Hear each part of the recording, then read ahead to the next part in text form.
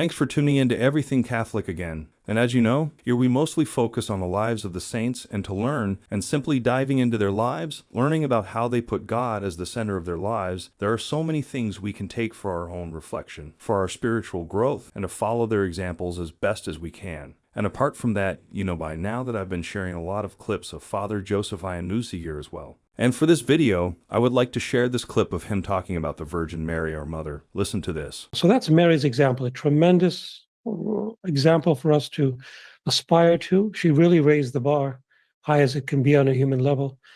And she, like a tender mother, reaches down to our level to communicate with us, as she did to none other than the woman who received the title Immaculate Conception from Mary, namely Bernadette.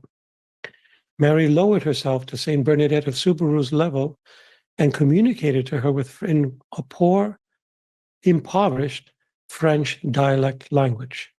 So if Pope Pius IX at the First Vatican Council declared Mary infallibly, he declared the Pope as infallible on matters of faith and morals when speaking ex cathedra, but he spoke of Mary as being immaculately conceived as a dogma of faith in 1854. 4 years later, the Blessed Mother would tell Bernadette that I am the Immaculate Conception, confirming what the Church had affirmed. And the beautiful thing here is Mary's obedience that goes unnoticed. For 2,000 years, not one apparition of Mary is reported of her with the title Immaculate Conception. Not one. Mary kept quiet. Why? She wanted the Church to make that announcement. Once the Church said it, then she openly said it. She always obeys the Church.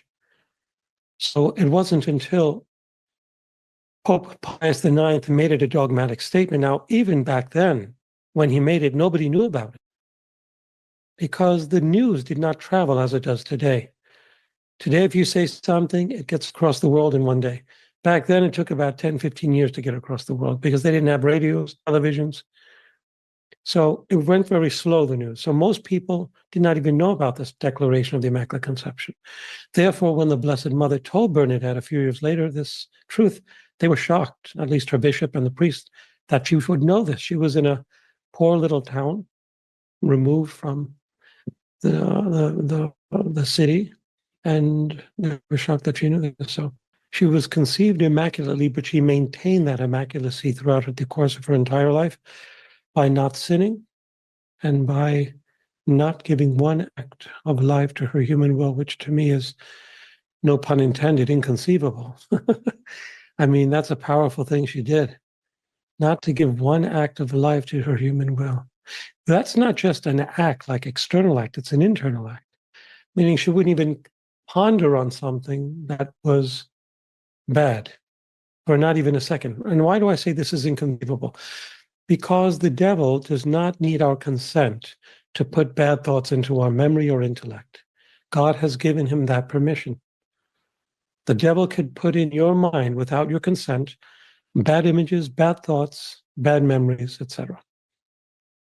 He cannot enter your will, though, without your consent. That's the only faculty and the most glorious of all three that comprise the soul, in which he cannot enter.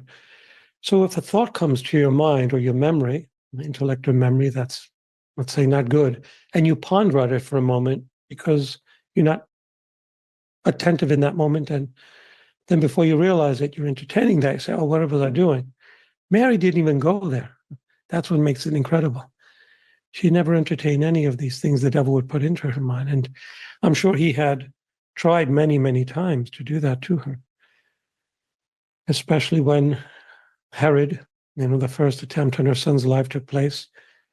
What mother wouldn't feel angry at the murderer, the man who's trying to murder your son, right? Well, I think that is all for the video this time. So again, thank you so much for taking the time to be here with us. And hopefully all of you have learned a lot from this video. And remember, if you have any feedback or suggestion, please let us know in the comments below. And until the next one, thanks again for watching and may God bless you.